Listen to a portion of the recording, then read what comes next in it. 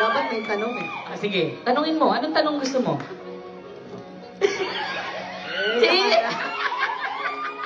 Sa dulo ng lahat ng bukuhan at kaoeyan, natagpuan din ni Piang ang puso niya. Hindi sa mga pakyut, kundi sa taong biglang dumating, dala ang bulaklak at tunay na pagtingin.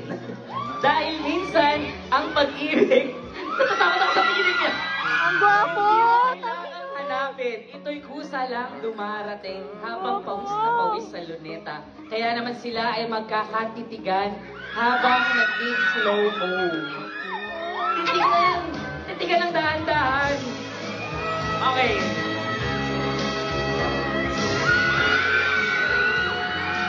Oh my God!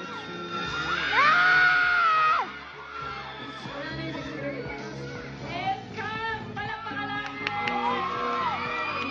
At kanina hindi eh, kasi sobrang miss na miss ko na siya. Gusto ko. Okay pa, sobra ka na. 2 points, diba? Parang gumaling ka biglang yan. Oh, hindi. Nakapsul lang kayo.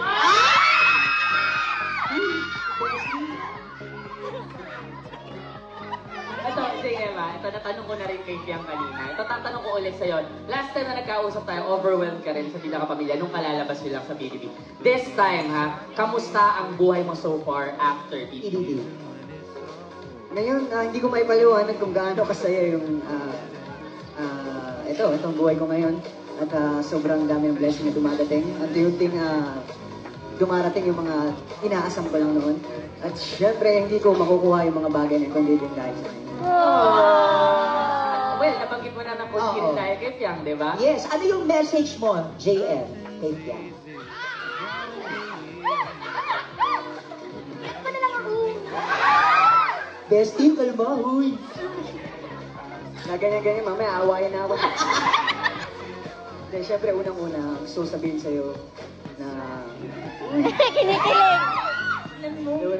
Gusto ko sabihin sa'yo unang-una, proud na proud ako sa'yo sa lahat. At sobrang thankful ako na dumating ka sa buhay ko. Kasi doon, maraming salamat. Gusto kong magpasalamat sa suporta na ibinibigay mo sa akin since day one.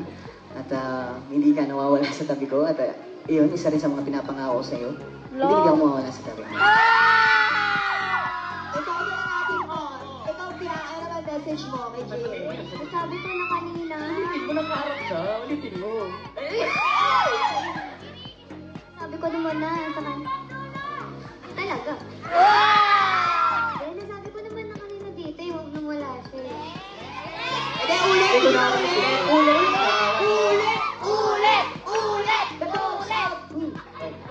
Ulit. Kaya, ang message ko sa kanya, dikit wawa, mamaya yan, pag wala ng tao. Hindi, gusto ko sabihin sa'yo na proud na ako sa'yo. Lagi ka sa akin sinasabi yun, everyday, na super proud ako sa kanya. Kasi ngayon, meron na siyang solo movie niya, na lead role siya doon. Sinasabi ko na sa kanya, super proud ako sa kanya. And alam kong gagalingan mo at alam kong kaya mo yun kasi magaling ka talaga. Ayun, kaya huwag niyo payakin yan. Tapos, lagi ka naman sinasabi din na hindi ako mawawala. Depende, alam mo, aawayin lang kita, pero, you know, aawayin lang kita hanggat gusto ko, pero, proud na proud ako sa'yo. Kaya huwag din ako hahanapin sa movie niya, kasi solo niya yun.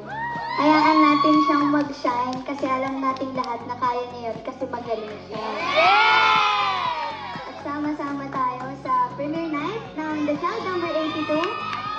Huwag kayong mawawala lahat doon dahil pinapangako ko sa inyo, magaling tong tao na to. At syempre, isa lang sa napansin ko, gusto ko lang sabihin na kahit hindi na naman hanapin si Piang din sa pelikulang yun. Kasi gusto ko lang ipangako sa inyo, no? Magkaroon man ako ng pelikula na may collab team. Si Piang lang ang ulat huli kong bibili. Pangako.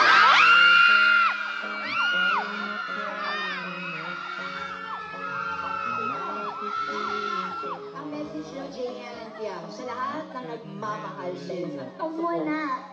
Kayo, huwag kayo masyadong selosa. Jampong, Jempiang, Slayer, Sulu.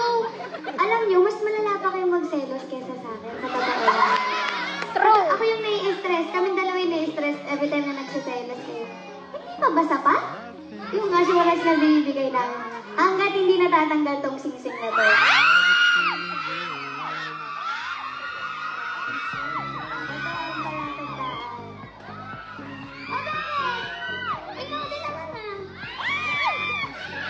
Hindi, nababasa ko din kasi yun sa mga comments nyo na hanggat hindi natatanggal, hanggat nabasa ko kasi sa comment na hanggat suot daw namin yung singsing.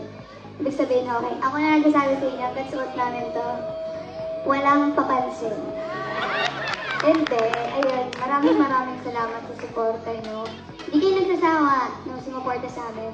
At huwag niyong kakalimutan ng child number 82, lead role, Gail Ibarra.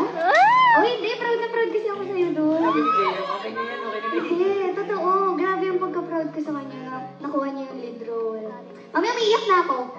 Hindi, super proud talaga ako. Oh, palakpakan naman natin sila. Ikaw, JM, ano naman message mo sa mga fans? Ayun, syempre, Bravo yun eh. ayun, syempre, sa lahat ng banda na nandito, na sumusuporta kay Piang sa akin, sa amin dalawa. Maraming salamat. Sobrang thankful kami sa inyo. At gaya nga ng paulit-ulit namin sinasabi, kung ano ginagawa namin dito, kung anong trabaho yung ginagawa namin, para sa inyo yun, hindi para sa amin. Okay? Thank you so much. Huwag kayong sinusahan. Huwag na kayong magsiselos. Pag ako may nabasa, bablock ko kayo. Pag may nabasa ako, nagsiselos kayo. Yes, palakpakan natin. Then, abangan sa Dear Face. Kasi madami silang pasabog din for me.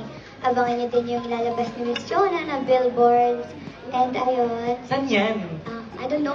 Secret! Ayan muna. Tapos, ayun nga, upcoming series. And please, huwag niyo na akong hanapin. Eto pala, grabe kayo.